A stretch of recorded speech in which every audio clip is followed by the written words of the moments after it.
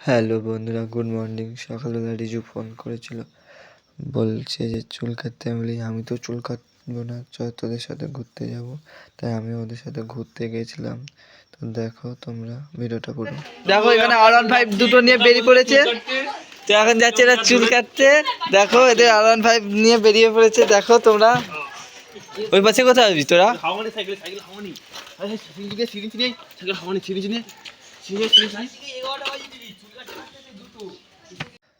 তো বন্ধুরা, আমরা এখন যাচ্ছি নাউল, সেখানে গিয়ে চুল কাটবে ওরা। তো তাই আমরা যাচ্ছি সাইকেল নিয়ে নদীর ধার ধরে, ঠান্ডার হাওয়া খেতে খেতে। নদীর ধারে অনেক লোক ফিস্টি করতে এসেছে। এখন যেহেতু ফিস্টি সিজন চলছে, তোমাদেরকে দেখাবো। আর সামনে দেখো ওরা যাচ্ছে।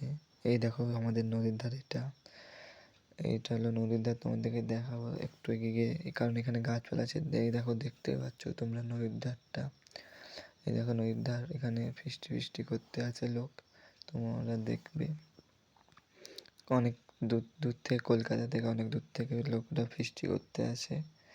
তোমরা জানো অনেকে হয়তো। তো আমরা দোকানে চলে এসেছি। দোকানে এসে আমি ভিডিও করছি। ওপাশে ও চুল কাটছে, দেখো এপাশে চুল কাটছে আর একজন ওপাশে গেম খেলছে।